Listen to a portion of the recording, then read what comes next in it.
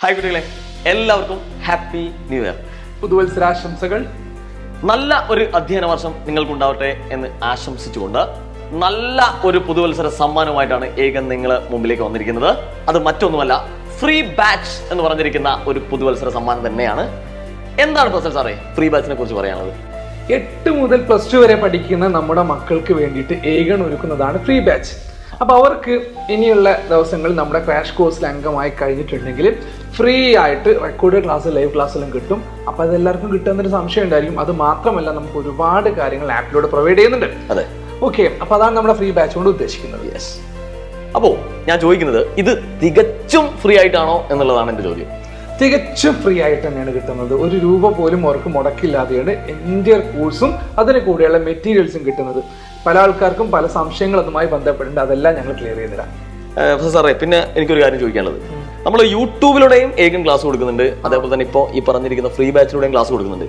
എന്താണ് ഇവ തമ്മിലുള്ള ഒരു വ്യത്യാസമായിട്ട് പറയാനുള്ളത്? എല്ലാവരും ചോദിക്കുന്ന ഒരു കാര്യമാണ്. സംഭവം ഇത്രയേ ഉള്ളൂ. യൂട്യൂബിലെ ക്ലാസ്സും നമ്മുടെ ആപ്പിലെ ക്ലാസ്സും സെയിം ആണോ എന്ന് ചോദിച്ചാൽ സെയിം തന്നെയാണ്. അപ്പോൾ എന്തിനാണ് പിന്നെ ഈ ഒരു ആപ്പ്, അല്ലെങ്കിൽ എന്തിനാണ് ഈ ഫ്രീ ബാച്ച് എന്ന് പറയുന്നത്? നമുക്കറിയാം, ഒരു ക്ലാസ് കഴിഞ്ഞാൽ പിന്നെ അതിൻ്റെ മെറ്റീരിയൽസ് വേണം, അതിൻ്റെ ക്വസ്റ്റ്യൻ ആൻസേഴ്സ് വേണം, അതിൻ്റെ ക്വസ്റ്റ്യൻസ് എങ്ങനെ ആൻസർ ചെയ്യാമെന്ന് അറിയണം, അതുമായി ബന്ധപ്പെട്ട ഡൗട്ട് ക്ലിയർ ചെയ്യണം, നിങ്ങൾക്ക് മെൻറ്റർ സപ്പോർട്ട് വേണം. ദ എൻറ്റയർ തിങ് അത് ആപ്പിലൂടെ മാത്രമേ കിട്ടുള്ളൂ.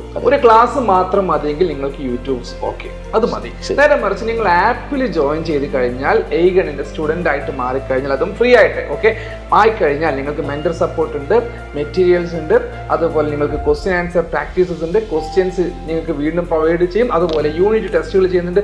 അങ്ങനെ വിരൽ എണ്ണി തീർക്കാൻ പറ്റും. അത്രയും കാര്യങ്ങൾ നമ്മുടെ ഏകൻ മക്കൾക്ക് വേണ്ടി പ്രൊവൈഡ് ചെയ്യുന്നത്. ഇതാണ് ആ ബാച്ചിന്റെ പ്രത്യേകത. ശരി, ശരിക്കും പ്രൊഫസർ സാറേ, ഞാൻ എക്സൈറ്റഡ് ആണ്. അപ്പൊ കുട്ടികളും എന്താണ് എക്സൈറ്റഡ് തന്നെയാണ്. അപ്പൊ ഞാൻ ചോദിക്കുന്നത്, എന്നാണ് ഇത് നമ്മൾ തുടങ്ങുന്നത്? വലിയൊരു ചോദ്യം തന്നെയാണ്. അത് കുട്ടികൾക്ക് സംശയമുണ്ട്. ഇപ്പൊ നാളെ തുടങ്ങും, മറ്റന്നാൾ തുടങ്ങും, ഒരുപാട് കോളുകൾ ഇപ്പോൾ വന്നുകൊണ്ടിരിക്കുകയാണ്. നമ്മൾ അതിന്റെ ഒരു ഡേറ്റ് കാണുന്നത് ജനുവരി 10-നാണ്. ജനുവരി 10-നാണ് നമ്മുടെ, മറക്കരുത്, ജനുവരി 10. അപ്പൊ ജനുവരി 10-നാണ് നമ്മുടെ കോഴ്സ് നമ്മൾ സ്റ്റാർട്ട് ചെയ്യാൻ പോകുന്നത്, ക്ലാസ്സുകൾ തുടങ്ങുന്നത്. ഓക്കെ. പിന്നെ റിജു സാർ, എങ്ങനെയാണ് ഇത് തുടങ്ങുന്നത്? എങ്ങനെയാണ് മക്കൾ അഡ്മിഷൻ എടുക്കേണ്ടത്?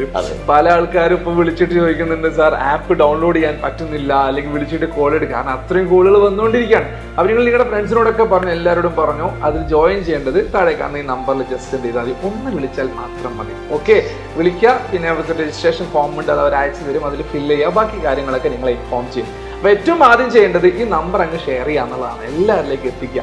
അങ്ങനെ ഏകൻ ബാരിയർ ആയിട്ട് മാറുക. അതാണ് നമുക്ക് മക്കളോട് പറയാനുള്ളത്. തീർച്ചയായും എന്താണ്, കഠിന പ്രയത്നത്തിനോടൊപ്പം ദിശാബോധത്തോടെയുള്ള യാത്രയും ഏകനൊപ്പം നമുക്ക് എന്ത് ചെയ്യാം, തുടങ്ങാം.